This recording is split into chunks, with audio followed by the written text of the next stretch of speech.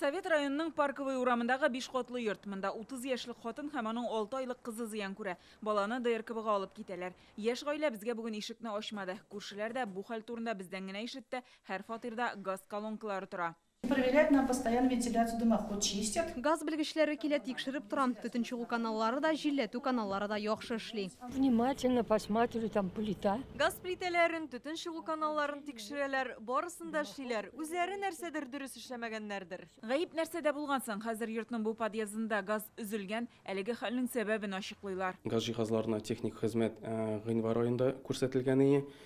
Кичә яңадан тикшергән очракта инде газ җиһазлары түзек хәлдә килеп чыкты. Хәзер суык, бер кешенең дә тәрәзә ачасы килми, но ләкин инде газ җиһазларының дөрес януы, дөрес эшләве кирәк очракта инде аңа инде тәрәзәне ачып, кирәкле хава булдырырга кирәк. Газны тоташтыру өчен идарәче компаниядән тикшерү актын көтәләр. Бу йорттагы төтен чыгу һәм җилләтү каналлары өчен Клим сервис җәмгыяте җаваплы. Без әлеге оешма белән телефон аша элемтәгә чыктык. Соңгы тапкыр сентябрьдә тикшергәннәр. Барда тәртиптә иде диләр. Причина только из-за того, что...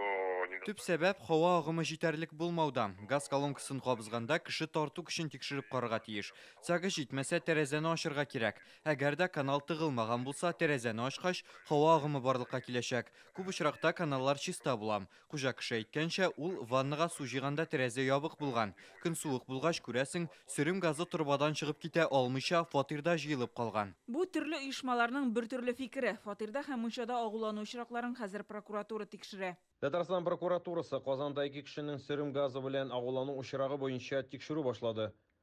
Күзәтчелек ведомствосы белгечләр белән берлектә бу хәлнең сәбәпләрен ачыклаячак. Шулай ук газ җиһазларын кулланганда куркынычсызлык таләпләре үтелгәнме юкмы икәнлеген тикшерәчәк.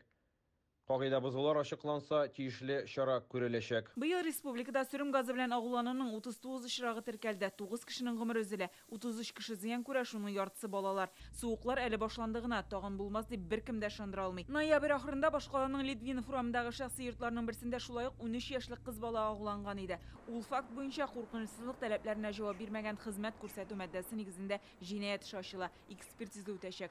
Гөлназ Сайфетдинова, Вадим Илларионов, Яңа Гасыр каналы.